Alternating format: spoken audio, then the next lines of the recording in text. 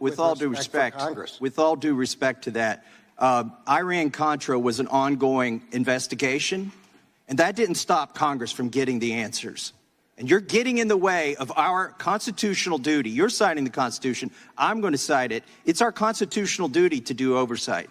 Now, in that video, that was your answer to a question to me 2 years ago.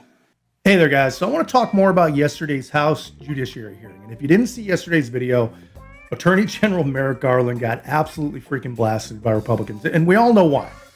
Because a lot of people really do feel that the DOJ has become nothing more than a super corrupt enforcer for the left. You know, and maybe not even for the left. It's just anti-right, anti-Christian, anti-conservative weapon for the party that happens to be in power. And honestly, man, people feel this way because they're not even trying to hide it anymore. If you don't believe me, if you really don't see it for yourself, just take a real, honest, good look at the difference between the way they're treating Donald Trump versus President Joe Biden.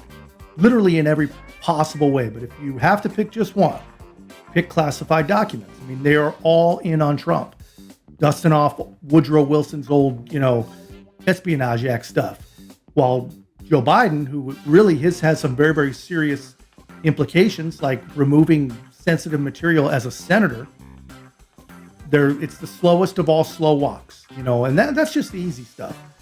That's just the stuff that if you just open your eyes and take a look, you're going to see. But to me, the even more concerning things, the targeting of pro-life activists who are just exercising First Amendment rights, the targeting of parents who are pushing back against woke freaking school boards, pushing radical ideology on kids that are failing all the other important subjects, and if you don't think that it at least looks like the DOJ is just an enforcement arm for bad policy, bad Biden policy, then I think you're probably not paying attention, guys.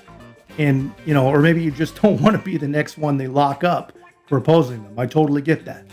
But now, just another example, and this is what this video is really about, January 6th, they're literally locking up, imprisoning little old ladies who were just walking around with the Capitol Police, basically.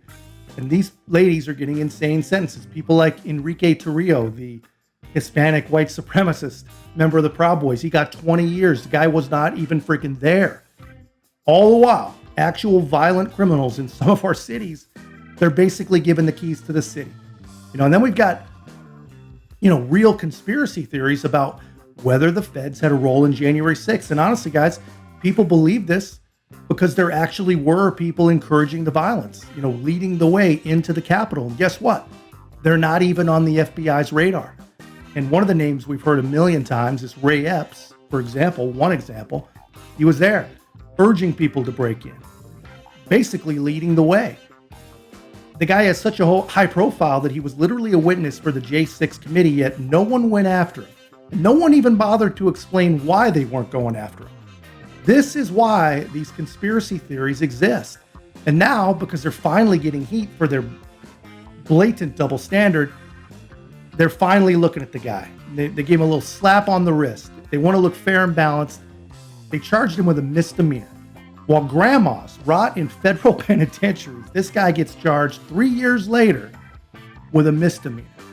So yeah, the bottom line is that Republicans in Congress, they're asking tough questions. They're calling out what it looks like to the rest of us. It looks like blatant hypocrisy, and they're questioning, what the DOJ's role was on January 6th, which is completely and totally fair. But let's be real, man. Anyone with a bit of common sense, just a tiny, tiny bit, they can see that there's much, much, much more to this story than we're being told. So I'm not going to violate this norm of the rule of law. I'm not going to comment on an investigation that's ongoing. Peter Navarro was indicted for contempt of Congress.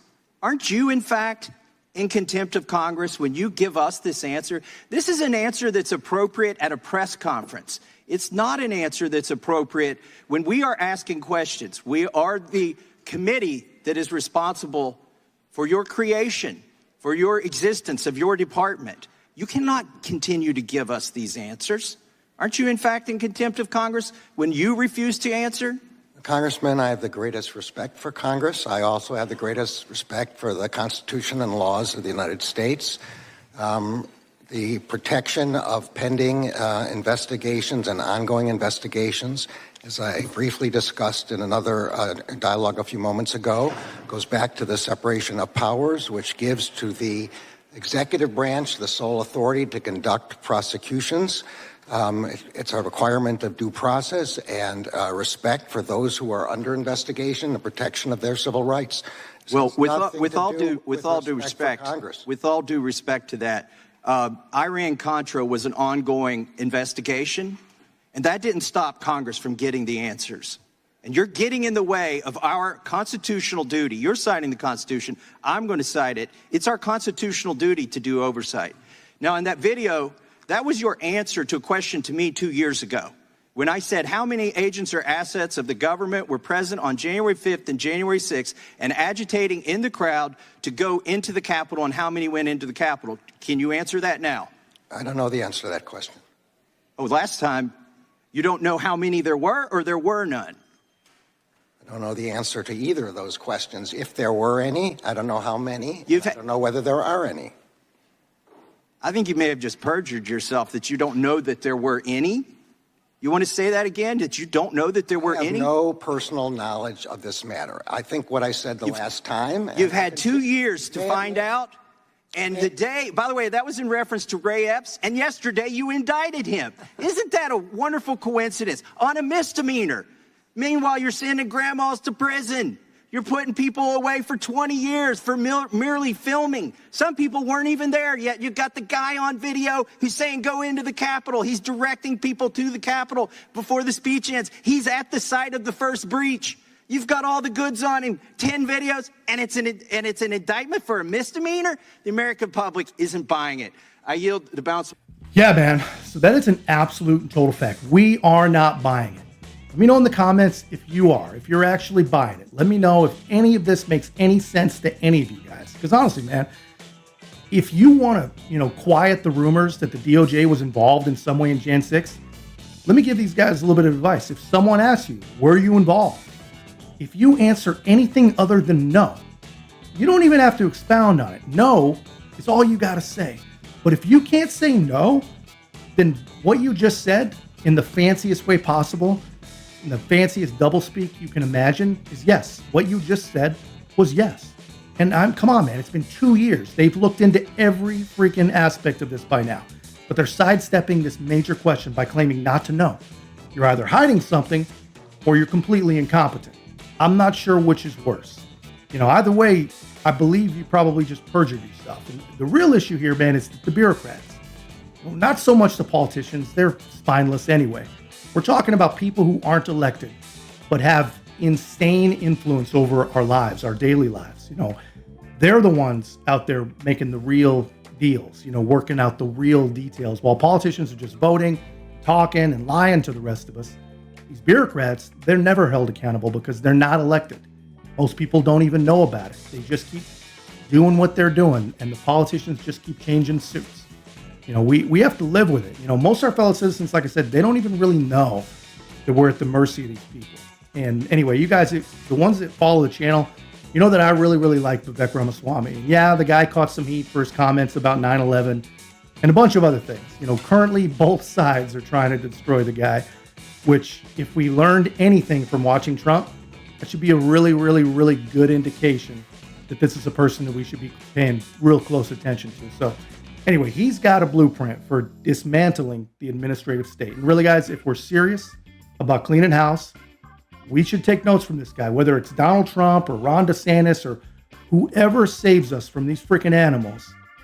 They should really be paying attention to his approach, because honestly, we're at a point where the only way to fix this absolute systemic mess that we're in probably is to just tear it down and start fresh. And if we're going to be serious about rooting out corruption, we need a real game plan. Before I get into the details of the first 5 agencies we will shut down and the basis for rescinding a broad swath of federal regulations, it's first and most importantly worth understanding why it hasn't happened yet.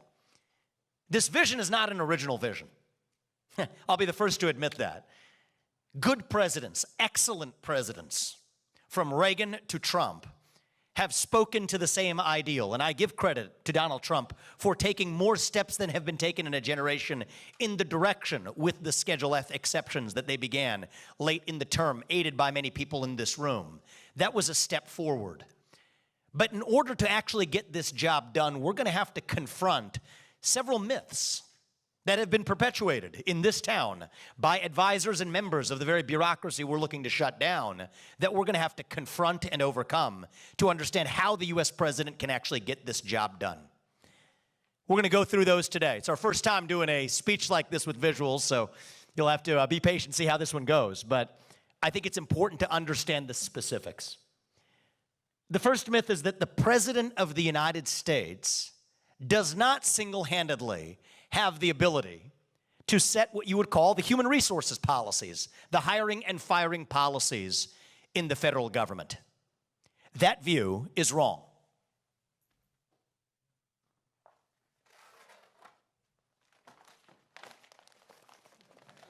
Put that there. The truth of the matter is that the U.S. president actually enjoys broad statutory authority to prescribe the rules of the civil service. If you want the citation, turns out the president, and I'm going to read from the U.S. Code, may prescribe such regulations for the admission of individuals into the civil service of the executive branch that will best promote the efficiency of that service. That's 5 U.S.C. 3301. Now, most federal employees work in what's called the competitive service. Well, it turns out the rules governing the competitive service for the U.S. president are even broader, pursuant to 5 U.S.C. 3302, that says the U.S. president has similar power to, I quote the law, prescribe rules governing the competitive service, which includes most federal bureaucrats. What does that mean? It's like the equivalent of working at a company. The HR department does not actually determine the rules without reporting into the CEO. It works the same way for the U.S. federal government as well. Yeah, so this is what we have to do, right? And there is a full-blown plan to do it. It's called... So yeah, man. So let me know in the comments what you think about that. It's called Project 2025. And it's really about everyone getting on the same page and just literally taking apart this oversized administrative state. Because that's what we have. You know, it does sound pretty libertarian, which probably explains why I like it so much. You know, this kind of stuff, these ideas, they really do excite me. But I get it. You know, some people are nervous, and they should be nervous about shrinking the government. Some people are nervous about shrinking it at all, you know, let alone by 50 or 75% or something, which might sound egregious to a lot of people. But use Twitter, for example. Use Elon Musk. You know, he cut 75% of the workforce. People freaked out for various reasons, but they freaked out. They thought Twitter would crumble. But what happened? It got leaner, it got more efficient, it got even better. There's nothing saying that our federal government can't do the same, except for the fact that it's staffed with morons for the most part. You know, it's too big, it's too bloated. And I don't care how great your intentions are, the bigger you are, the more complicated your systems are, the more opportunity there is for corruption. And that's why we're in this mess to begin with. But anyway, guys, that's just my take. I'm rambling a little bit. Let me know your take in the comments. And if you haven't already, please make sure to like, comment, subscribe. Most importantly, share the channel. We'll see you in the next one.